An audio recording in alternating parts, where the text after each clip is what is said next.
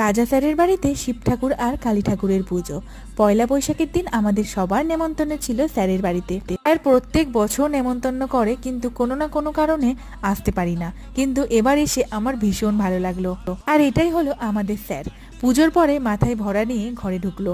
আর পুজোর মুহূর্তের কিছু কিছু ক্লিপ আমি তোমাদের সাথে শেয়ার করলাম। আর জানো, ওখানে না প্রসাদ খাওয়ার জন্য পদ্ম পাতা দেওয়া হচ্ছিল, আর আমার ভীষণ ভালো লাগে পদ্ম পাতায় খেতে। তারপর চলে এলো প্রসাদ, আর প্রসাদে ছিল পোলাও, পনিরের সবজি, বেগুনি, ফল, মিষ্টি, চাটনি। আর জানো, আমাদের সঙ্গে আমাদের টুইঙ্কেল বুড়ি এসেছিল আজকে। আর দেখো, কিছু খাবে না জন্য প্রসাদ সামনে রেখে বসেই রয়েছে। আর ওকে যতবার আমি বলছি একটু খা, আর ততবারই বলছে না পিপি, আমি না বাড়ি থেকে খেয়ে এসেছি। তারপর প্রসাদ খাওয়ার পরে বাড়ি যাওয়ার পথে দেখলাম পুজো কমপ্লিট হয়ে গেছে, আর এখানে যজ্ঞের ফোঁটা দেওয়া হচ্ছিল। সবাই মিলে দাঁড়িয়ে পড়লাম যজ্ঞের ফোঁটা নিতে। তারপর ঠাকুর মশাই দিয়ে দিল যজ্ঞের ফোঁটা সবাইকে।